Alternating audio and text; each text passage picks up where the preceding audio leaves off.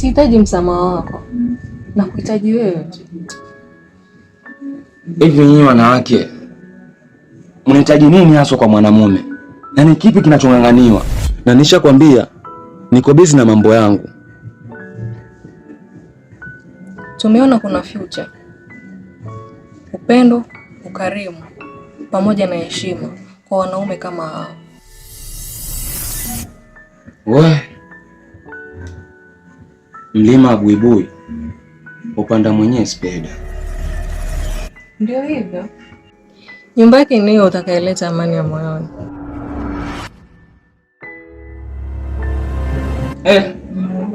Ndiyo.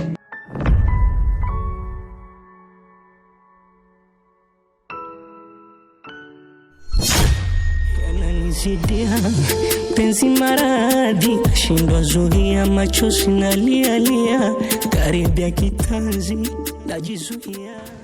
Ama kweli binadamu wachache ila watu ndio wengi.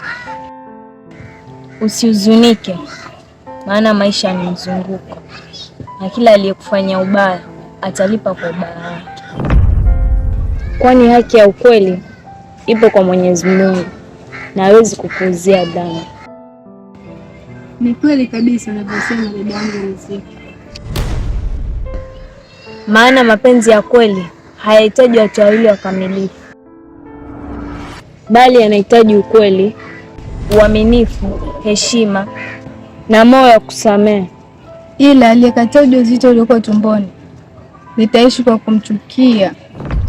Leo umekumbuka shule nini? Maana nakuona na daftari na kalamu. Una usalama kweli? Usalama upo ila sio vile. Nipi habari? Huu moyo ungekuwa na macho ningeufumba usione kabisa kakangu. Kisa na mkasa na moyo uliojaliwa hisia sio macho. Nilikutana na binti mzuri ambaye alinichanganya kinoma. Nilipojaribu kuleta wema wangu niliangukia patupu. Isei, pole sana. Sasa leo daftari na kalamu ya wino ni ya kazi gani? Tunamaliza uchungu kwa kuandika kwa sababu hakuna kutusikiliza hata tukisema. Kila mtu ni wa kipekee kwa nafsi yake. Heshima ya mtu na nidhamu ya mtu havilingani, hata kama kuna watu wengi sana duniani. Thamini watu uliokuwa nao kabla hawajaondoka, maana kila mtu ni wa kipekee na hakuna mbadala kamili wa kuziba nafasi ya mtu. Ndiyo, yaliyopita yamenipa funzo tosha. Yaani umekuwa domozege mpaka unatumia mchezo hii ya kitoto kwa kuandika barua kwa karne hii ya 20. Sasa waona nitafanyaje? Kama nimejaribu kwa mdomo, sikupata nafasi ya kuzieleza hisia zangu. Wachekesha sana mdogo wangu. Yaani mshina watu muone leo akusikize moja kwa moja. Nalijua hilo. Wangeheshimu moyo wa mtu anayempenda. Maisha hayampi mtu sahihi mara mbili. Ni kweli. Cha kukushauri kuwa na subra, utakutana naye mara ya pili. Kisha mwaga sira zako kwa mdomo, lakini si kuandika barua zako za mapenzi. Limeisha hilo kaka. Wewe mwenyewe si unajua mimi ni mzee wa tukio baada ya tukio. Shida ulikuwa moyo, udhaifu wangu ulikuwa moyo.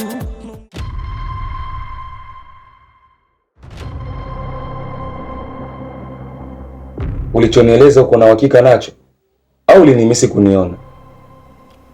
Mbona nikuongopee bosi wangu? Ile jambo liko serious. Na itakuwa ni maafisa wa kituo gani wanaofanya upelelezi?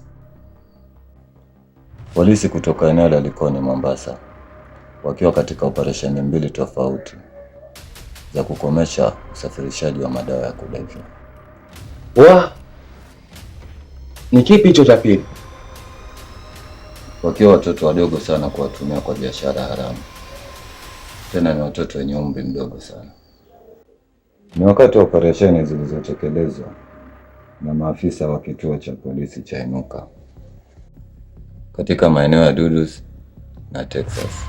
Katika hiyo operesheni yao walifanikiwa kukamata watu mtaani kando na vijana wangu? Ndiyo, watuhumiwa wawili.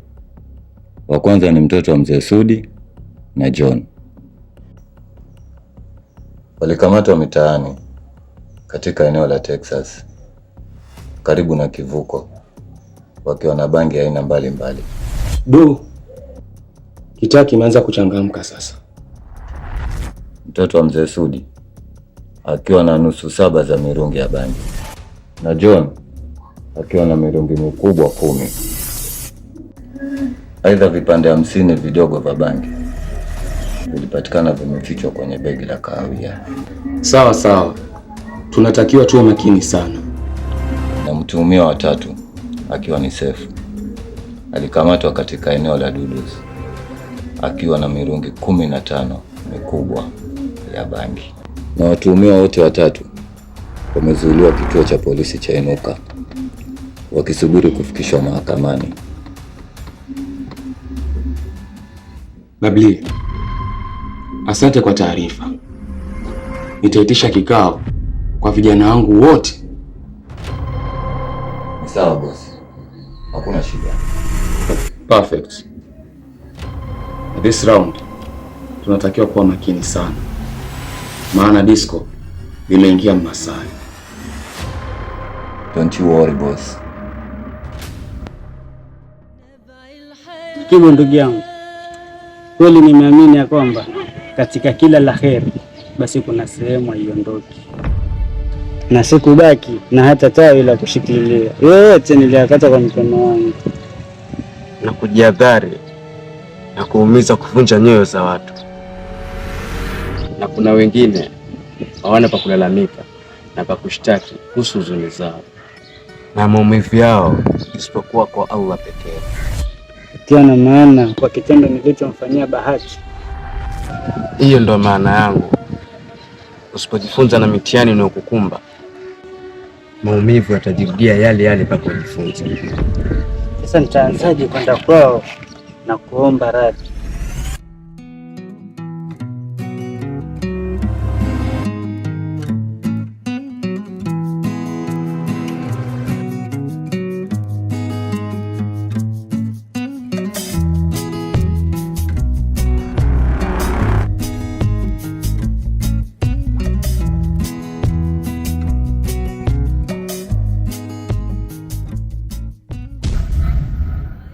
Baba. Neema mwanangu. Karibu kae. Asante, nishakaribia.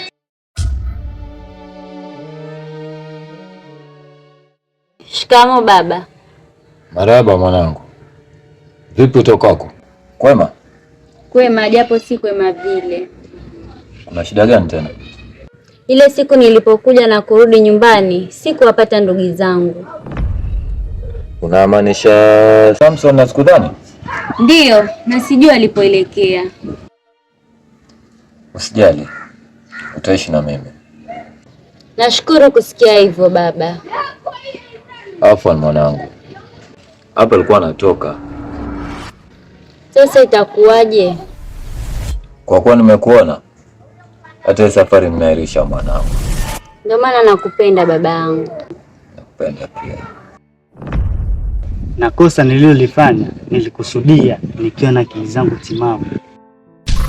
Hakuna kinachokuta bure maishani mwetu bila sababu, na hata makosa madogo yalikuwa ili tujifunze kitu na tuwe na ufahamu, ili uwepo wetu huo mkubwa na hekima iongezeke. Sawa, nitajaribu. Si ati utajaribu, na kukiri kwa makosa uliyoyafanya. Nimekuelewa rafiki yangu.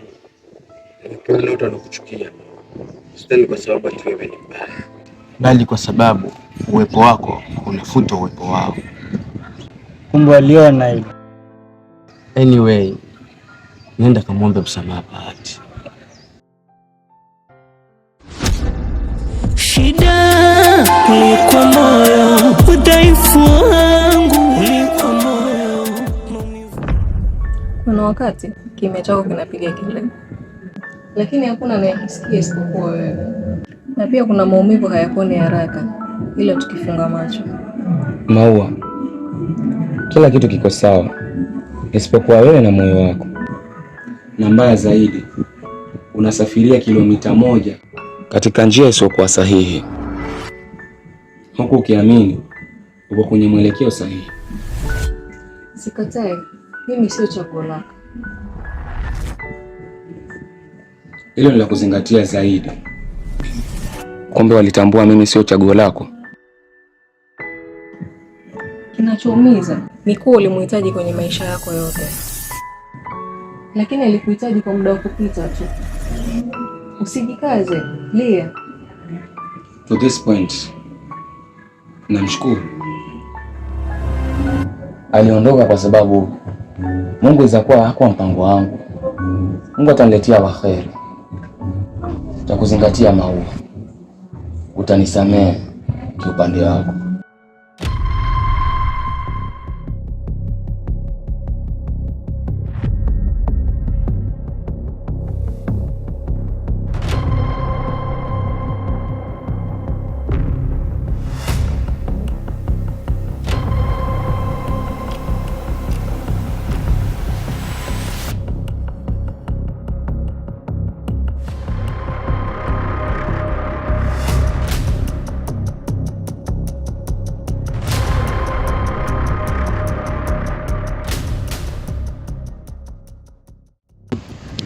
Kwa si mazoezi yangu ya mwanadiani.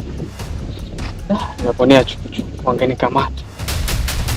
Na isitoshe kuna mali muhimu za tulikuwaje.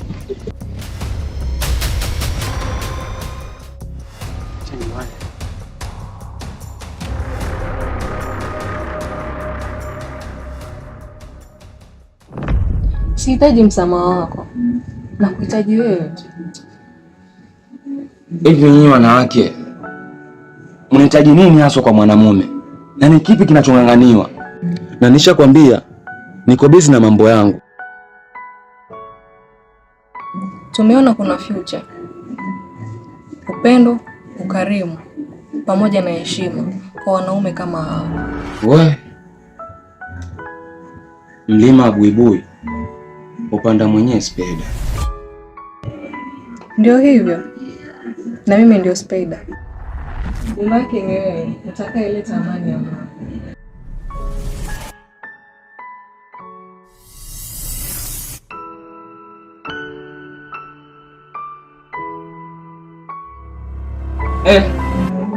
Ndiyo. Ustahimilivu naishinda, bora niseme. Licha uvumilivu, misizoni mbivu, anafanya nteteme. Jana usiku kinyonge, kama inaumiza. Ndo nafanya nisipone, maumivu yamepitiliza. Nahisi sina bahati ya kupendwa, niende kwa mamposa.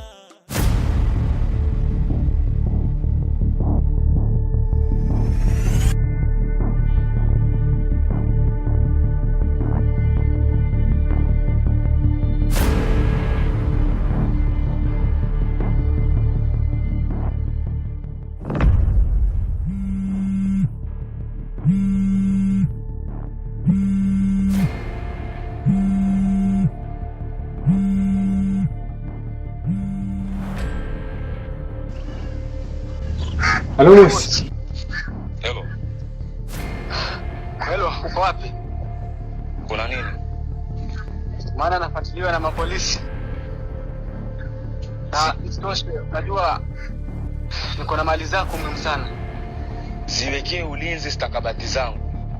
Na kuhusu wewe, mimi sitaki kujua. Jiangalie vile ambavyo utajinasua kwenye huo mtego. Naitwa Bwana Musa. Huwa sicheki na kima yoyote yule. Stakabadhi zangu mimi nahitaji zikiwa salama. Kuhusu wewe sitaki kuelewa. Sawa?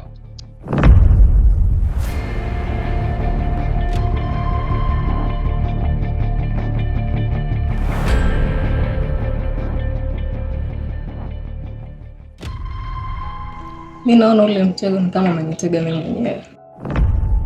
Nisitake kuamini. Hivi na maana umempenda kweli Bwana Musa? Ndiyo, nimejaribu kujizuia, ila hisia zimenipeleka kwa kasi. Maua, hilo ni kosa. Ungesubiri muda wa plani ukatike, kisha ndiposo ukajitia kwa mapenzi. Kila kosa langu ni somo na si hukumu. Huwezi shindana na muda, lakini unaweza kushirikiana nao. Shit. Nilikutegemea sana, lakini mwisho wa siku unaona unanifelisha kikatili. Matumaini yangu hayategemei hali zangu, yanategemea rehema za Mungu pekee. Sawa, acha nitafanikisha mwenyewe. We usijaribu, maana Bwana Musa ni future husband wangu. Sitaruhusu mdhuru, na ukijifanya kichwa nitamwambia kila kitu kukuhusu. Hao yote yaletwa na nini? Ukitaka amani, acha amani itawale kwa kila mmoja.